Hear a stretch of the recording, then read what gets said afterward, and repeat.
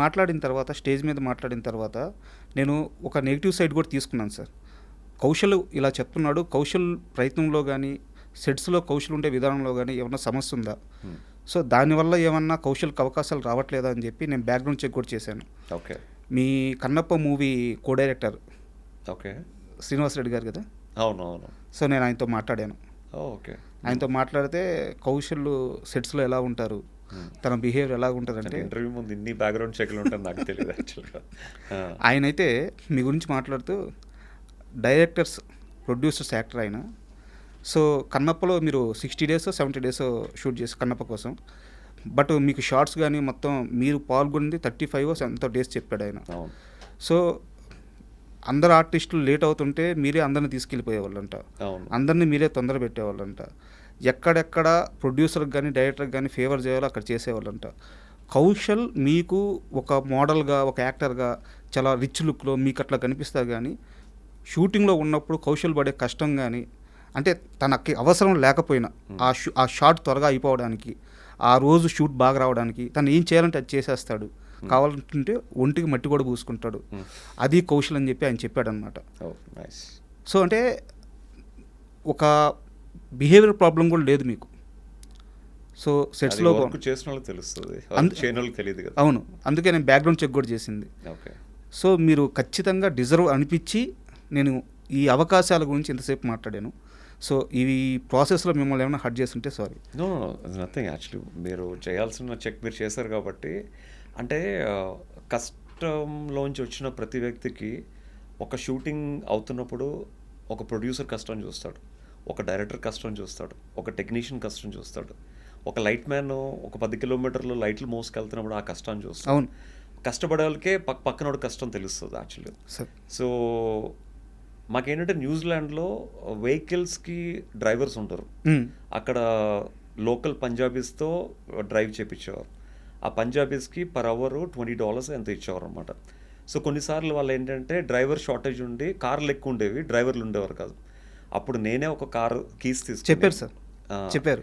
మా ఆర్టిస్టులు అందరినీ ఒక 5 కార్ని ఎక్కించుకుని నేను ఒక 1.5 hour తీసుకెళ్తే ఒక లొకేషన్ వచ్చేది కొండల మధ్యలో.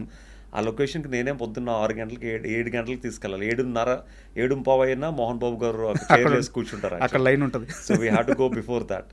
అండ్ అక్కడ కూడా లైట్ మ్యాన్స్ చాలామంది మట్టిలో కార్లు వెళ్ళేవి కాదన్నమాట.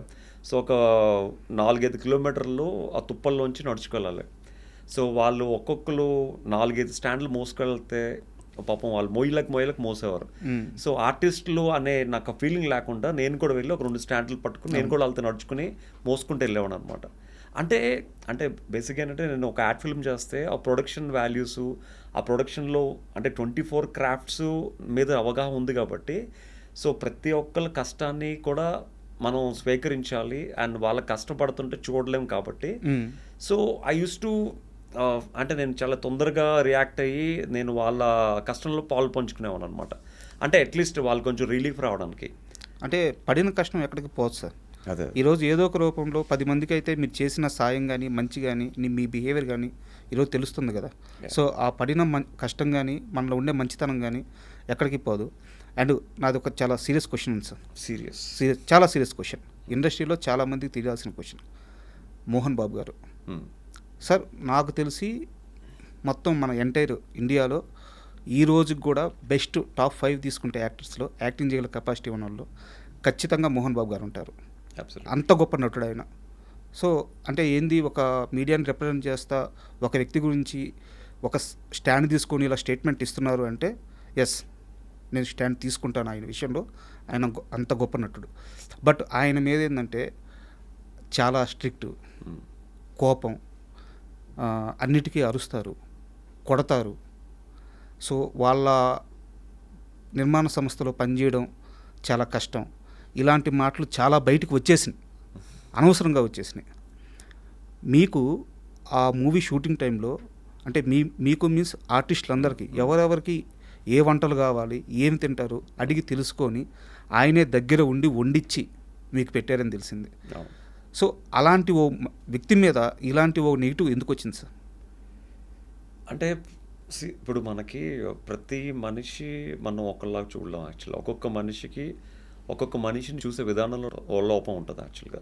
ఇప్పుడు నేను మిమ్మల్ని చూసినట్టు పక్కన వాళ్ళు మిమ్మల్ని చూడరు యాక్చువల్గా. సార్ మేబీ నేను మిమ్మల్ని ఒక కష్టపడి ఈ పొజిషన్కి వచ్చారని అనుకోవచ్చు.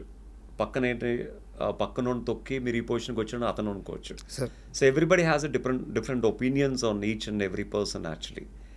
అండ్ మోహన్ బాబు గారి గురించి చెప్పాలి అంటే ఆబ్వియస్లీ మోస్ట్లీ ద ప్రాబ్లం ఎక్కడ వచ్చింది అంటే ఏదో ఎక్కడో డైమండ్ జూబ్లీయో సమ్ ఫిల్మ్ ఫంక్షన్లో మోహన్ బాబు గారికి చిరంజీవి గారికి ఏదో క్లాష్ అని చాలామంది అనుకుంటూ ఉంటారు యాక్చువల్గా. Sir I don't know what is it exactly. అంటే చిరంజీవి గారి ఫ్యాన్స్ అందరూ మోహన్ బాబు గారిని కొంచెం ఇష్టపడరు. అలాగా కొంచెం వాళ్ళిద్దరి మధ్య క్లాషెస్ వచ్చాయని అనుకుంటారు, కానీ they both are very good friends actually. They both are very good friends.